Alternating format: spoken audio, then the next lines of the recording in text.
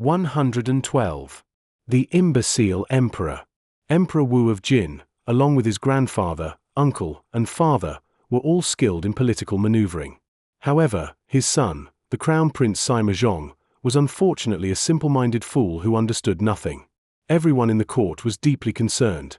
If Emperor Wu were to pass away, and this imbecile ascended to the throne, who knew what kind of chaos would ensue? Some officials wanted to persuade the emperor to appoint a different heir, but they dared not speak openly. One day, during a banquet held by Emperor Wu, the minister Wei Guan pretended to be drunk and collapsed in front of the emperor's throne. As he lay there, he stroked the seat and mumbled, "This seat, what a pity."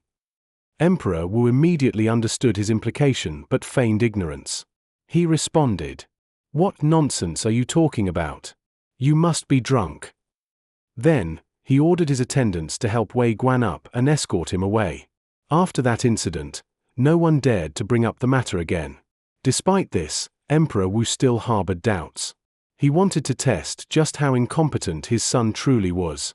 On one occasion, he deliberately sent the Crown Prince a document containing several state affairs, asking him to handle them. The Crown Prince's wife, Consort Jiao, was a shrewd woman.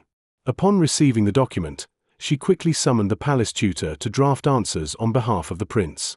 The tutor was highly knowledgeable and wrote a response filled with classical references and well-reasoned arguments. Consort Jiao was satisfied with the response, but a literate eunuch nearby cautioned her. This answer may be excellent, but the emperor knows the crown prince is ignorant. If he suddenly produces such a sophisticated response, the emperor will become suspicious. If he investigates, things could go very badly. Consort Jiao replied, "You're right, I almost overlooked that. You should draft a new one instead. If you do well, you'll surely be rewarded in the future." The eunuch then prepared a much simpler and clumsier response, which the crown prince copied word for word before submitting it to Emperor Wu. Upon reading it, Emperor Wu saw that, while the answers were not particularly insightful, at least every question had been addressed, indicating that the prince had some level of basic comprehension. As the saying goes, even a scab-headed son is still one's own. If he could barely manage, that would have to suffice. In the year 290 AD, Emperor Wu fell seriously ill.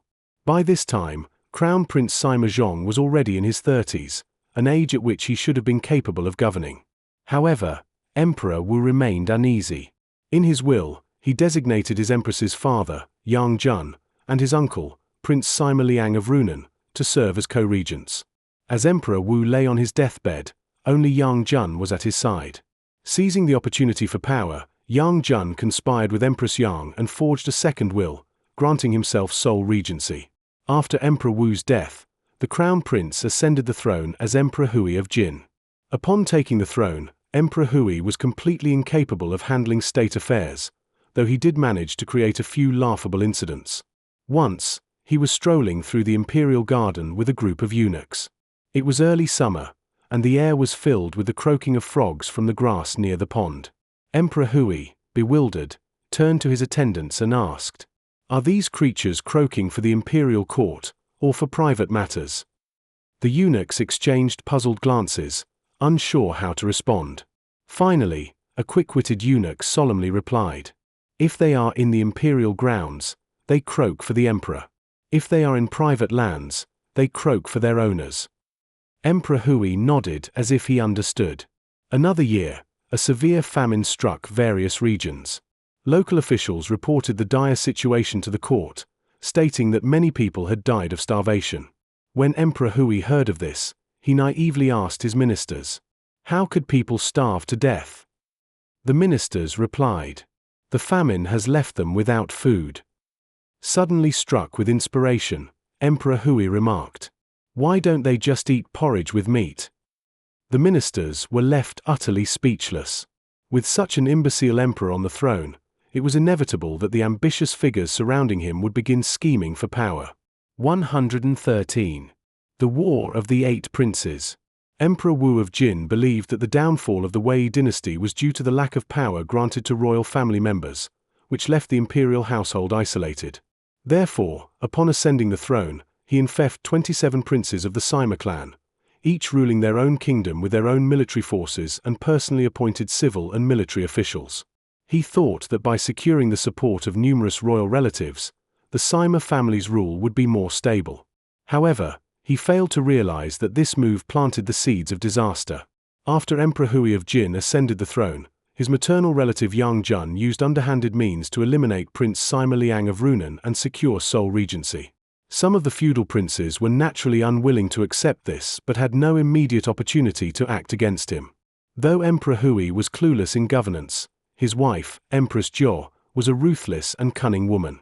She resented Yang Jun's monopoly on power and secretly conspired with Prince Sima Liang of Runan and Prince Sima Wei of Chu, urging them to march troops into the capital to eliminate Yang Jun. Prince Sima Wei led his troops from Jingju to Luoyang. With his backing, Empress Jiao accused Yang Jun of treason and ordered soldiers to surround his residence and kill him. After Yang Jun's death, Prince Sima Liang of Runan entered Luoyang to take over the regency. However, he sought to consolidate power for himself, while military command remained in the hands of Prince Sima Wei. This led to a power struggle between the two. Empress Jiao, finding Sima Liang troublesome as well, forged a secret decree in Emperor Hui's name, ordering Sima Wei to arrest and execute Sima Liang. Initially, Sima Wei had been Empress Jiao's ally, but she feared that after eliminating two powerful princes, his influence would grow too strong. That very night, she turned against him, falsely accusing him of forging an imperial edict to execute Sima Liang without authorization. She sentenced him to death. Sima Wei, realizing he had been deceived, protested his innocence, but it was too late.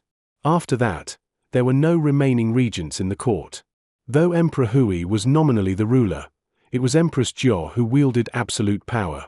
For the next 7 to 8 years, Empress Jiao ruled arrogantly and recklessly, committing numerous outrages and gaining a terrible reputation. The crown prince, Sima Yu, was not her biological son, and she feared that once he grew older, her position would be threatened. She schemed to get rid of him. One day, she had someone draft a letter in the prince's handwriting, falsely declaring his intent to force Emperor Hui to abdicate. She then invited the prince for a drinking session and got him thoroughly intoxicated. While he was barely conscious, she tricked him into copying the letter. The next day, Empress Jiao summoned the court officials and presented the letter, accusing the crown prince of treason. The ministers doubted its authenticity, but when she ordered them to verify the handwriting, they saw that it was indeed the prince's script and dared not protest further. Thus, the crown prince was deposed. The court officials were already deeply resentful of Empress Jiao's cruelty, and now, with the unjust removal of the crown prince, their anger grew. The commander of the imperial guards, Prince Sima Lun of Zhao, saw an opportunity. He wanted to overthrow Empress Jiao but also feared that reinstating the crown prince would make him difficult to control. So he spread rumors that court officials were secretly plotting to restore the prince. Upon hearing these rumors, Empress Jiao became alarmed and ordered the prince to be poisoned to death. This gave Prince Sima Lun the perfect excuse. He ordered the imperial guard commander, Prince Sima Jiong of Qi, to lead troops into the palace and arrest Empress Jiao. Despite her talent for political scheming, Empress Jiao was outmaneuvered this time. When she saw Sima Jiong's troops storming the palace, she was stunned and asked, "What do you intend to do?" Sima Jiong replied, "We are acting under the emperor's decree to arrest you." Empress Jiao retorted, "But all of the emperor's decrees come from me. Where did this one come from?" She screamed for Emperor Hui to save her, but Sima Lun had her arrested and executed. Having seized power, Sima Lun grew even more ambitious. He was not satisfied with being prime minister, and after a year, he deposed Emperor Hui and declared himself emperor. Upon taking the throne, he rewarded all his allies, civil officials, military commanders, attendants, and even soldiers, with various ranks and titles. At the time, government officials wore hats adorned with sable tails as a symbol of rank. However, Sima Lun granted so many titles that the government stockpile of sable tails ran out, and they had to use dog tails as substitutes. This led to a popular folk song mocking him. When sables are lacking, dog tails must suffice. When the other feudal princes heard that Sima Lun had usurped the throne, they all desired the imperial seat for themselves.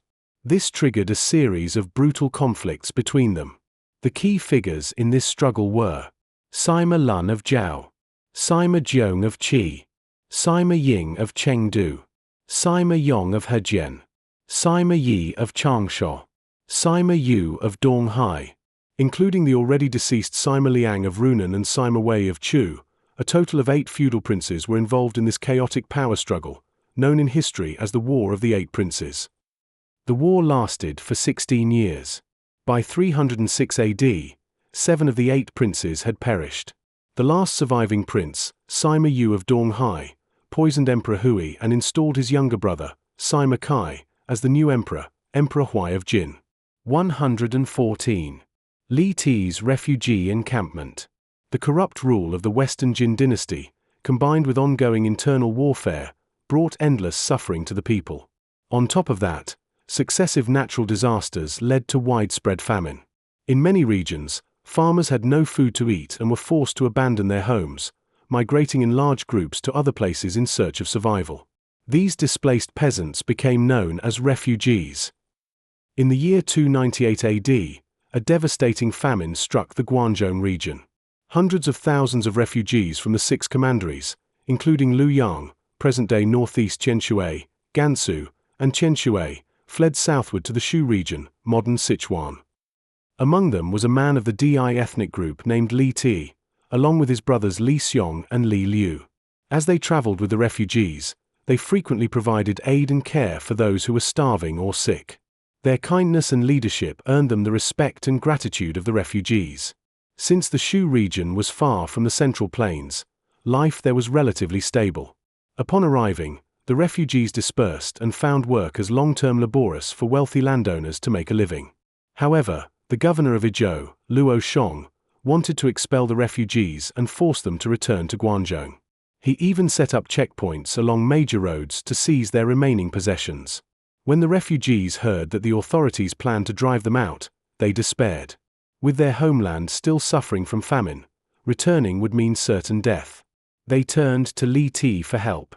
Li Ti repeatedly petitioned the government, pleading for an extension on the order to expel the refugees. Moved by his efforts, the refugees increasingly gathered around him. To provide shelter, Li Ti established a large refugee camp in Mianzhu. Within a month, more than 20,000 refugees had gathered. His brother Li Liu also set up a separate camp, housing thousands more. After organizing the refugees, Li Ti sent an envoy, Yang Yu, to meet Governor Luo Shong and again request a delay in their expulsion. When Yang Yu arrived at Luo Shong's provincial office, he noticed that the authorities were busy fortifying their military encampments and mobilizing troops, a clear sign of hostile intentions. He relayed Li Ti's request to Luo Shong. The governor replied, "I have already granted an extension.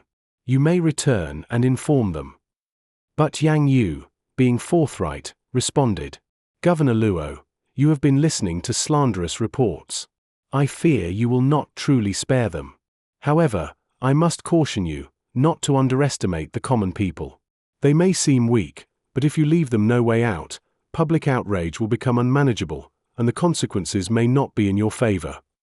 Feigning sincerity, Luo Shong assured him, "I will not deceive you. Go ahead and tell them what I said."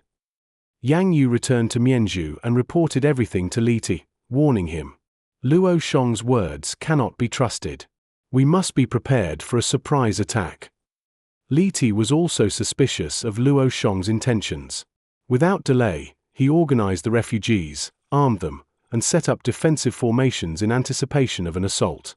That very night, Luo Shong indeed dispatched 30,000 troops, both infantry and cavalry, to launch a surprise attack on the refugee camp in Mianzhu. As the Jin army entered the camp, Li Ti deliberately remained calm, lying in his tent as if nothing was happening. The Jin general, thinking he had caught the refugees off guard, gave the order to attack. Just as the 30,000 soldiers poured into the camp, an ear-splitting sound of drums and gongs erupted from all directions. From the prepared ambush, the refugees, armed with spears and broadswords, surged out and fiercely counterattacked. These refugees, having struggled through hardship and hunger, fought with astonishing bravery. Each one was as strong as 10 men, and groups of 10 could rival 100 trained soldiers. The Jin army, caught off guard, panicked and lost morale. Before long, they were completely routed, throwing away their armor and fleeing in all directions. Several Jin generals who failed to escape were killed by the refugees. Having achieved a decisive victory, the refugees knew that the Jin authorities would not let them go unpunished. They pleaded with Li Te to take leadership and guide them in resisting the government forces. After consulting with the leaders of the 6 commanderies, Li Te was unanimously chosen as General of the North, while his brother Li Liu was appointed General of the East. Several other refugee leaders were also given military titles. Under their command, the refugee army became increasingly disciplined and powerful. Within days, they captured the nearby city of Guanghan, driving out the local governor. After entering Guanghan, Li Te followed the example of Emperor Gaozu of Han, Liu Bang. He proclaimed a 3 laws decree, restored order, and opened the government granaries to distribute food to the local poor. His army, composed of refugees, was remarkably disciplined. Unlike the corrupt officials of the Jin dynasty, Li Te's administration brought relief to the suffering people of Shu, winning their support. The common folk, who had long suffered under oppressive Jin rule, rejoiced. They even composed a popular song. Li Te's good, but Luo Shong kills us. Although Luo Shong outwardly sent envoys to negotiate peace, he secretly colluded with powerful local elites to launch an offensive against Li Te. After fierce resistance, Li Te was eventually defeated and killed in battle. However, his son Li Xiong continued leading the refugees in their fight. In 304 AD, Li Xiong declared himself king of Chengdu. 2 years later, he proclaimed himself emperor and established the Cheng Han state. Later, under the reign of his nephew Li Shou, the country was renamed Han. Thus, in history, the state is often referred to as Cheng Han.